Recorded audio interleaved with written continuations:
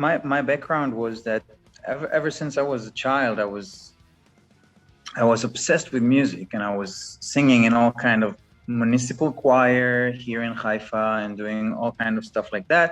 And then when I was about 12 or 13, I asked for a guitar and went very deep into metal music. The thing was that I was very bad in school in math. So my parents took away the guitar. They said that I have to study mathematics. So the only thing that I could do when I started playing in bands was I couldn't play an instrument really, but I could sing, I could scream or do whatever. So I started joining all kind of thrash metal band and punk bands here in my area. But I was constantly craving for more knowledge and for more expressions. And I wasn't feeling very comfortable with what I was doing because I felt there's more to it. And so I started working with myself, but actually only when I was almost 20 years old, I got the chance to leave everything behind, because where I came from, my surroundings didn't really understand my fixation with music and with metal and with experimental music. And so I kind of left everything that I've been a part of, or that I've been doing, or everything from here, from the community that I was a part of, and started meeting this vocal teacher that was, lucky for me, I didn't know that, but she was a free jazz and avant-garde singer. So what happened was that I started practicing everything that is non-mainstream with vocals, and after a while I started like forming my own bands that they were always kind of a strange thing that's going on with them.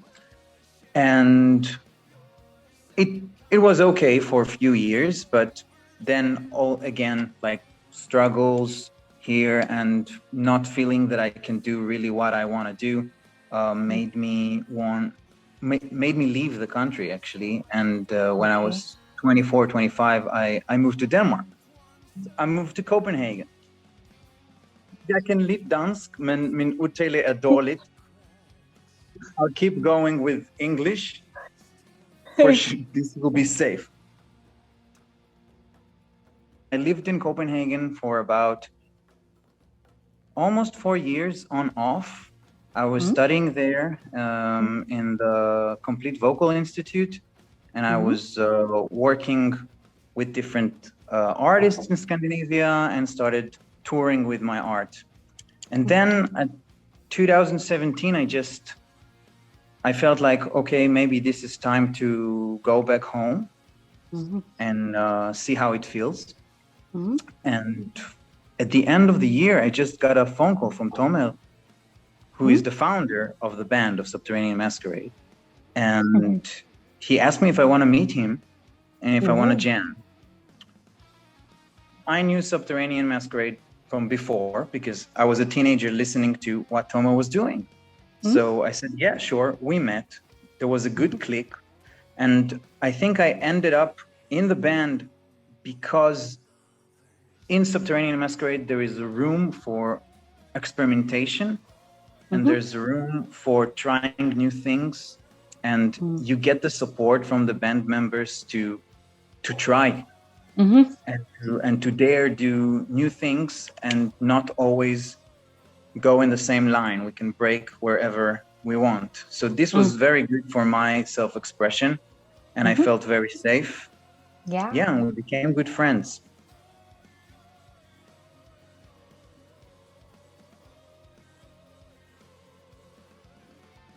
I landed for the first time in February 2014.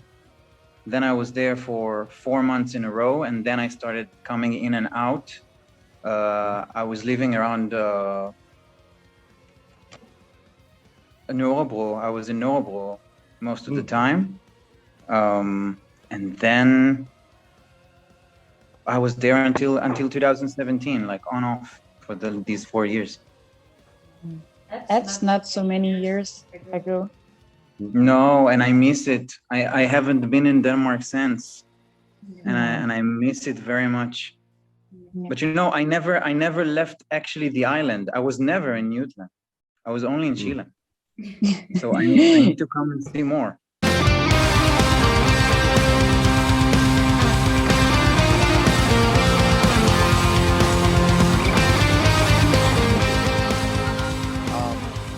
Well, I wrote him on Facebook, and I knew Vidi from home because Israel has a kind of a small but compressed metal scene, and especially the progressive metal scene. And I've known Vidi from other projects he's been doing.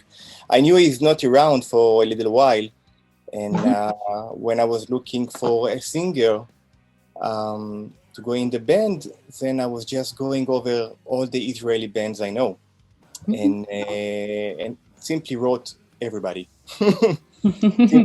Simply wrote everybody, and when I talked to Vidi, it was clicking, like he said. We had a whole discussion, and then we said, okay, we're just gonna jam, and we sit around with guitars and playing the songs, and the connection was immediate. It was great.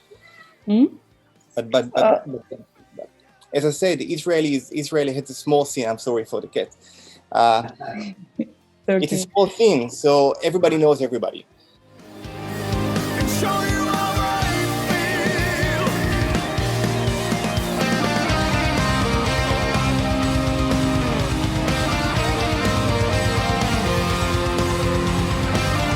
A little history.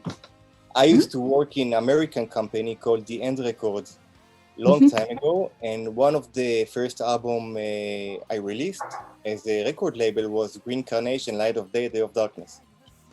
And I used to be, and I'm still a big fan of Green Carnation and everything Shetzel Norbis did. I think he's an amazing singer. So when I got in touch with him and told him, hey, I got the band and we're looking for a singer, would you come in and join? And he did that.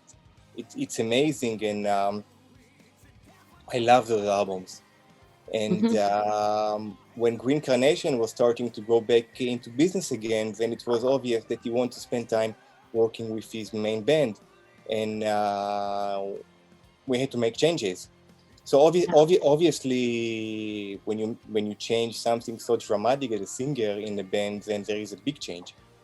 And I think one of the things that happened is that usually I wrote all the lyrics and the vocal melodies. I used to send demos to singers, and they just kind of a copy-paste.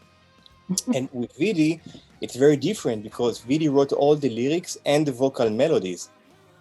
Okay. So it made a big impact of how the band sounds. And I'm positive the album wouldn't sound as good as it is if I had to write the vocal melodies, because it's something I didn't do very good.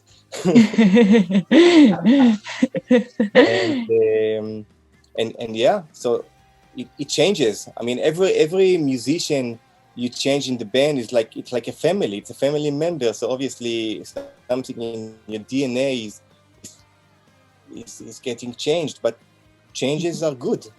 I'm just really happy the guys trusted me with this work, and yeah, I'm grateful to be here. Yeah. And I think Kjetil Nordhus is fucking amazing singer. Yes. I really think that. So when I was listening to the stuff, I was thinking with myself, like, what can I do? How can I respect, the traditions of the band? Yeah. So I hope I did my best. I gave the best that I could at that point. I think I think one of his most magical qualities is how simple he can be. like minimalistic kind of singing, and it just boom into your heart. He doesn't need a lot to enchant you. No.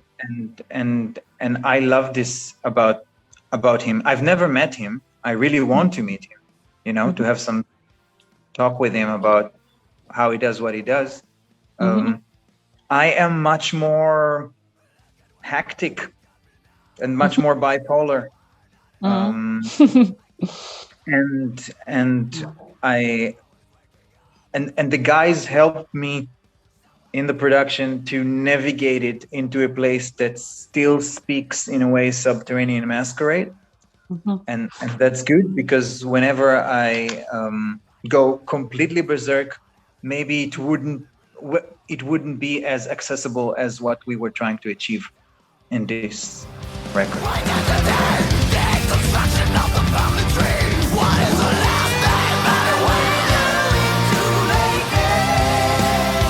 Jackie Hole is singing in Somewhere I Sadly Belong. She sings the choruses, and you can find a little bit of in Diaspora My Love as well. You can hear, like, whenever you're hearing like a female soul choir coming up, this is Jackie Hole. And on Somewhere I Sadly Belong, on the second verse, you can hear Ashmedai from Melakesh screams with me. It's like a layer of vocals, and he's very good. It was really cool to meet him. He's just blasting away, and somehow it's still spiritual. I don't know how he does that. I really love what this guy does.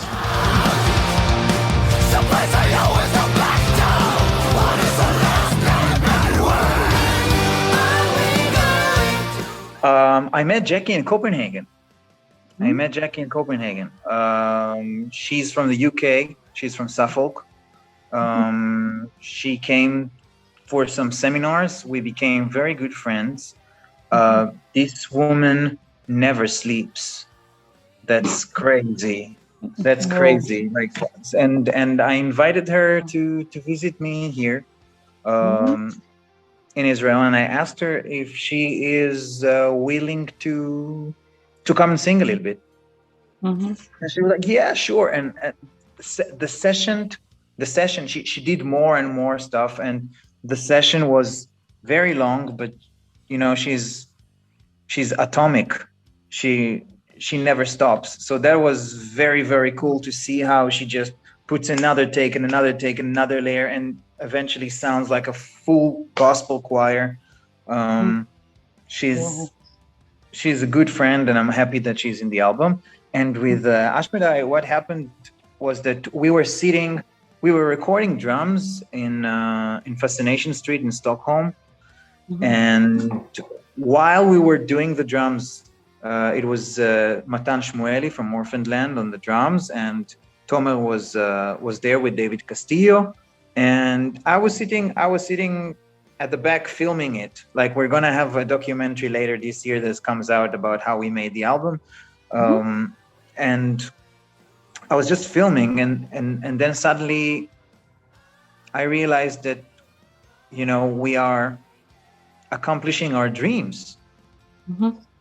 So I just thought, like, okay, what can make it even a bigger dream come true?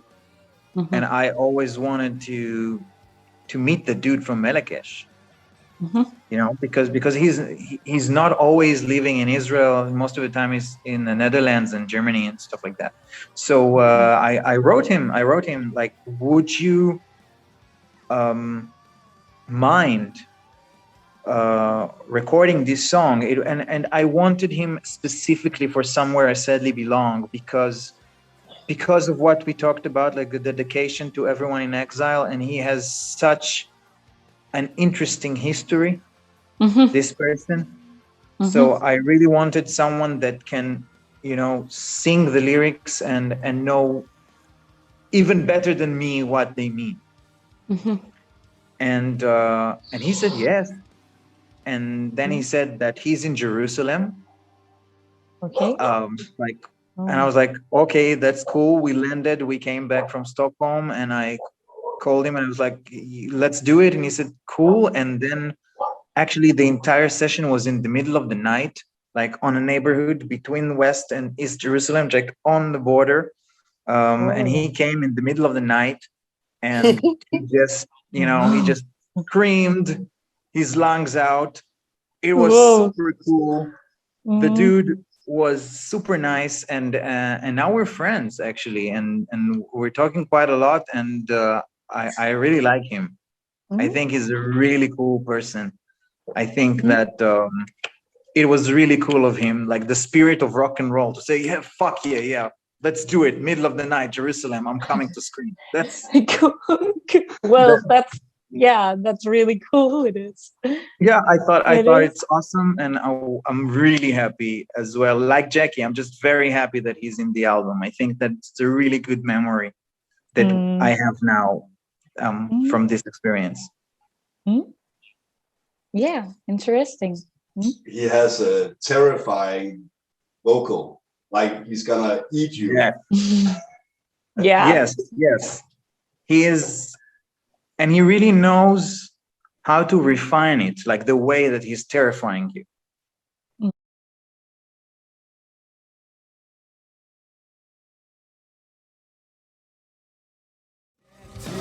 It's a defecated lie,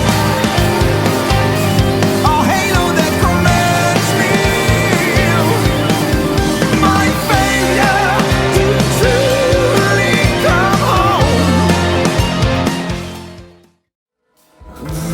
She that looked forth as that dawn,